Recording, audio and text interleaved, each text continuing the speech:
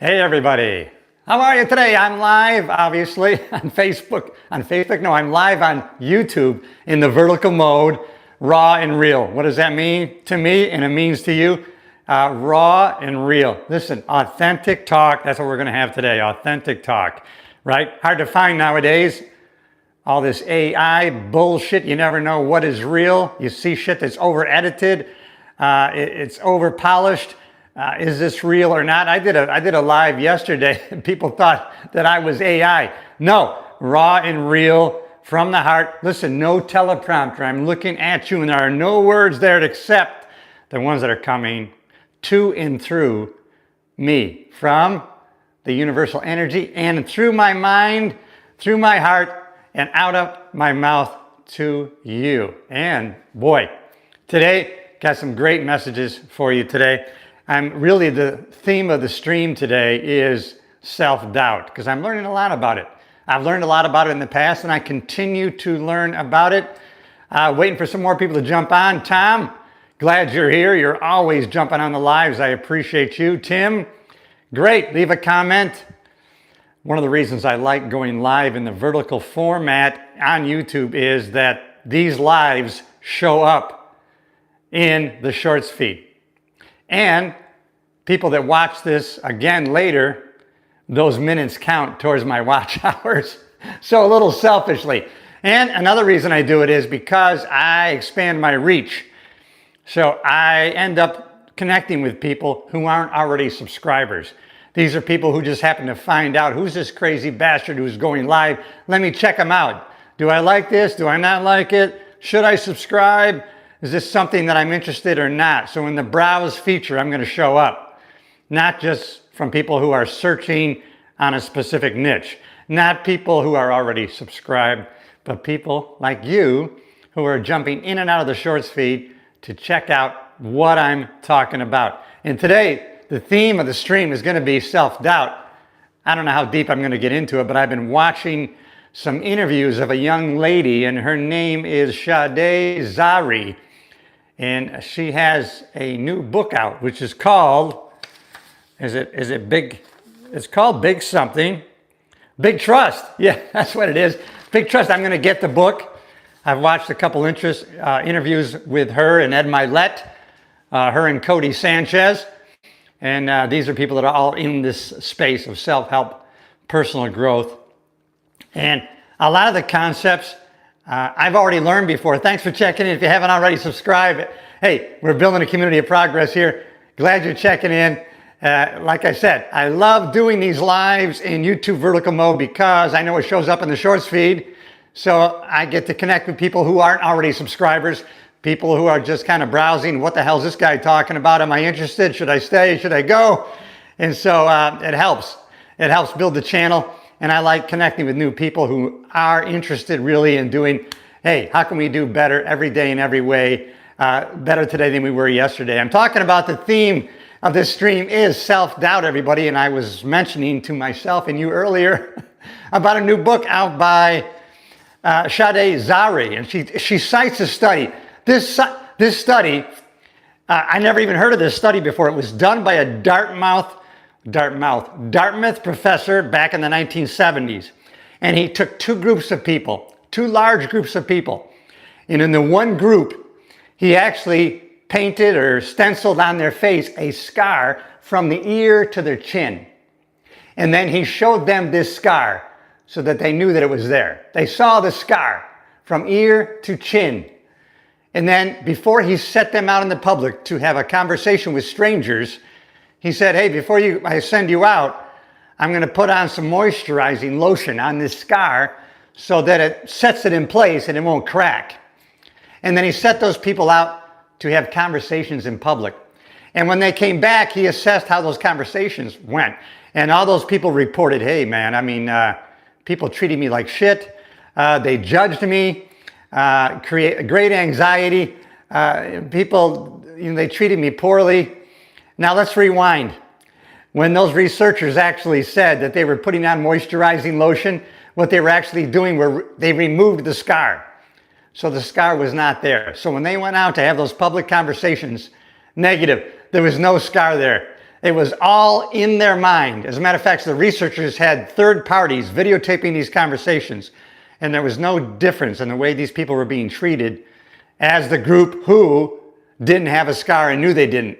So the people that had the self-belief, I have an internal scar, they were the ones who experienced what they expected. And they expected anxiety, being treated differently, prejudiced against.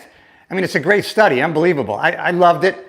Let me acknowledge you already. I'm glad you're here, everybody. Hey, Billy Watkins, how are you, my brother? How are you?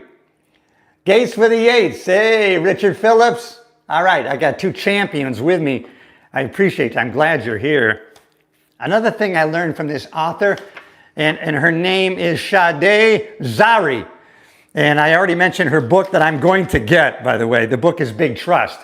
And it's all about self-trust, really. But she talked about something that I was referring to the other day, not knowing what it actually was, which was vocal entrainment.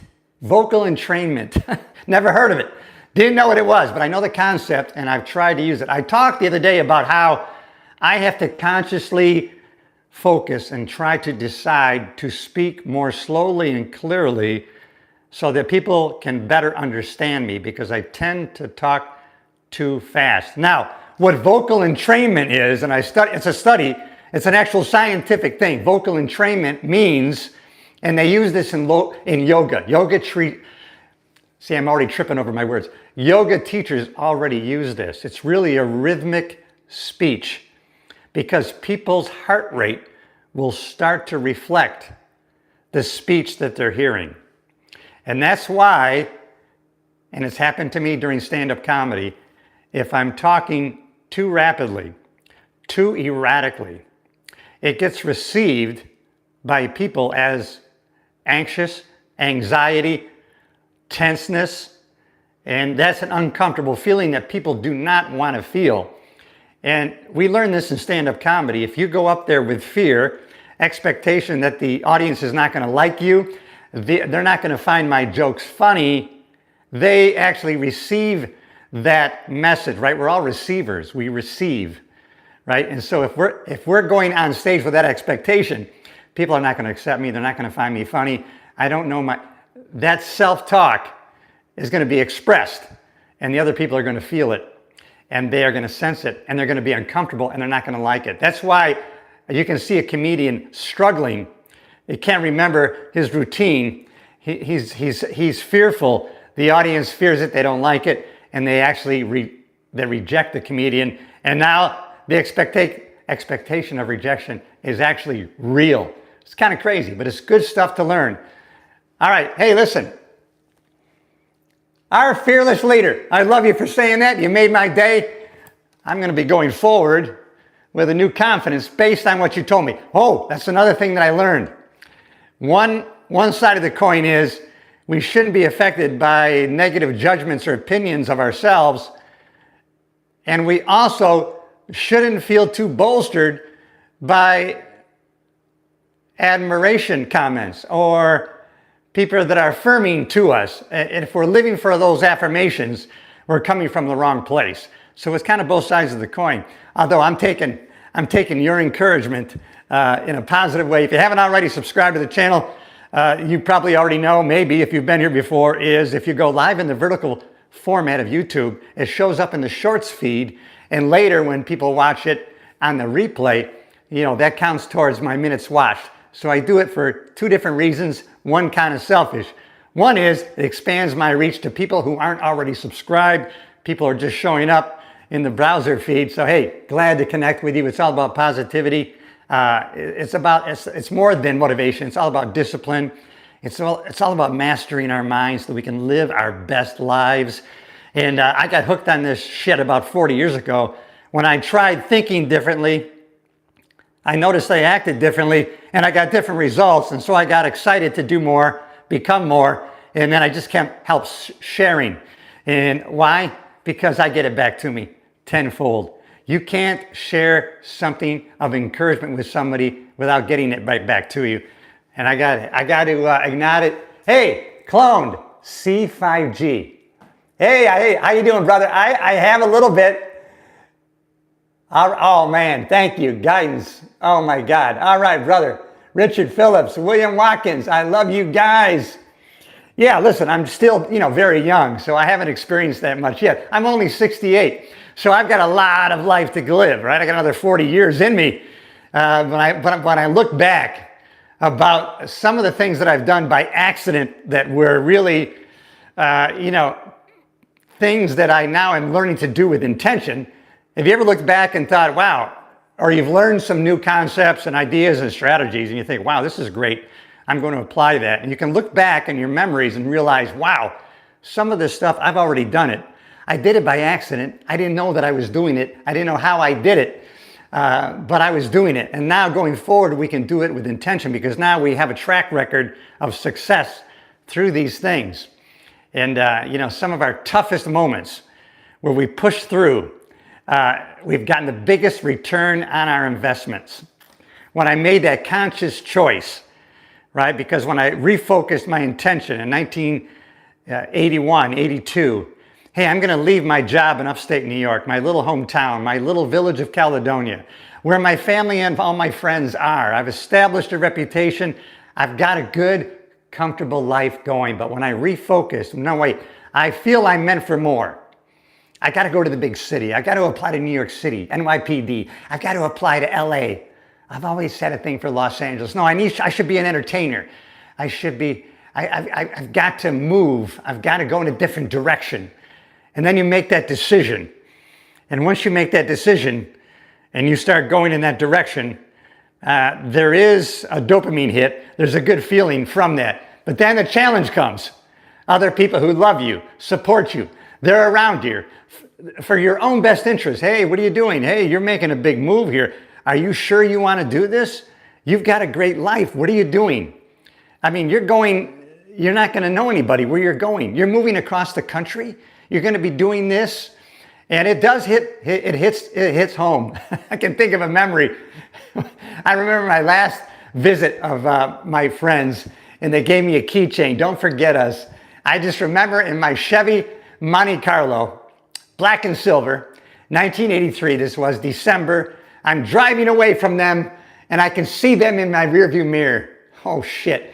Tears are rolling down my face because what the hell am I doing, right? I'm leaving love, affection, consistency, support. I'm turning away from that in a new direction, not knowing the amount of return on the investment that I'm placing in myself by making these decisions.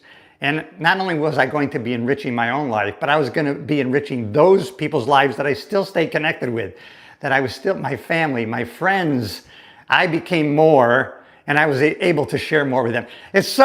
I'm telling you, it's exciting to even think about it because now I'm in a different place, moving in a different direction, new challenges, and so new strategies going forward, sharing them with you.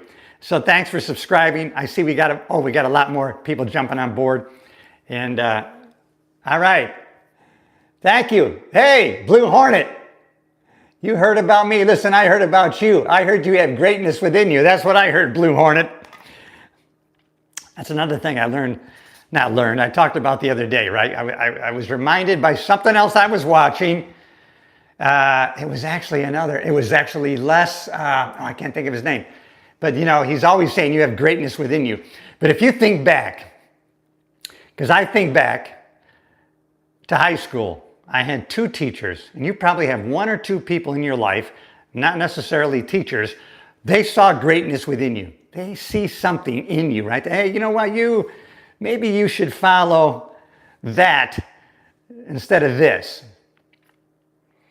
And I think about those teachers and the impact that they had on my life. Just the two that said, you know what, you should do these things. You know what, you're meant for more. Maybe you should go to Los Angeles. You'd be great in the entertainment. You're meant for that field, really. Follow that, Cliff. I mean, you have that within you. Frank Ruane, my high school football coach, Cliff, Rome wasn't built in a day. Listen, you're skinny. People are pushing you around listen, come, the weights are here every damn night. Come on down here. Start where you're at. Rome was not built in a day. That's actually the first time I ever heard that comment. Rome was not built in a day. And Very important. Big impact on my life. I had a thought in my head and now it went. But that's okay. That's the whole reason I go live, is because I'm not talking from a teleprompter.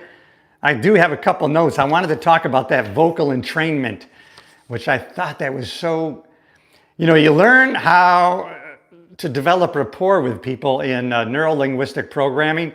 You learn in NLP how to match people's pace of speech, their tone and their loudness, and other people will connect with that if you if you match them and mirror them. But what I didn't realize, that vocal entrainment was a thing where as you speak to people, their heart rate will want to get in rhythm with your speech. So if you are erratic in your speech, too fast, it's going to create anxiety in the listener, and they're not going to be comfortable with it, and you're going to have trouble developing rapport with that person, that group, that crowd. Important stuff to know. I'll tell you, I'm always growing and learning, which is what I want you to do, because if we're not growing, we're dying. This is how life works. No matter how far we've come to this point, continue. How big does a tree grow? As big as it can. And that's what we have to do. Hey, the theme of the stream today is self-doubt. And man, I was just talking about that study that the new author, and it was conducted by Robert Kleck. I've got to look at this study, 1970s, a Dartmouth professor. Oh, I know what that study reminded me of. It was about the if you're just chiming in, I was talking about a study where they put a scar on people's faces and then they sent them out to have conversations. But what they did and didn't tell the people before they sent them out, they pretended to put cream on their face, but they removed the scar. But they went out and had conversations expecting people to treat them a certain way because of their scar, even though the scar wasn't there. Now that reminds me of not just a study, but this doctor, Maxwell Maltz, Psycho-Cybernetics. If you've heard of the book by Maxwell Maltz was a plastic surgeon. And what he observed was people had horrific scars on their faces.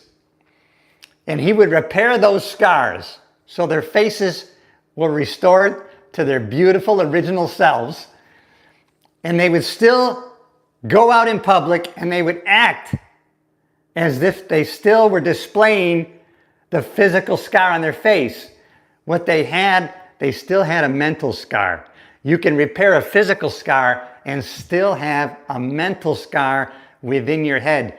So he went on to just focus on studying the self-image, because he saw in his own work as a plastic surgeon how the self-image dictated what people thought, what people expected others to react to them, and how they behaved based on their self-image, not the actual image, because he already restored their faces to their original beauty.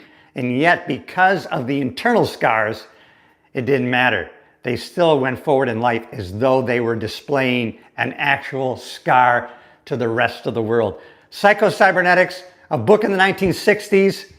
I never heard of this book. No one told me about this book in high school. I was never exposed to it, but now it's still available to us today. Maxwell Maltz, we can learn from him. So powerful, guys, gals. Hey, I'm heading out right now. I'm heading to the tennis court, right? Because I'm still young. I'm still a baby. I'm only 68, people. That's why I have so much energy, vitality, enthusiasm, because I'm still a baby. Now, maybe when I get old, maybe I'll slow down a little bit. But right now, as a baby of 68, I got to go forward with my energy and express it how I want to do it, which is playing tennis today. All right, everybody, you know I love you. If you haven't already, subscribe to the channel. Smash that button right now. Take action. Call to action. Do it. Join a community of progress. Yeah, I'm crazy motivated, and I'm not embarrassed about it.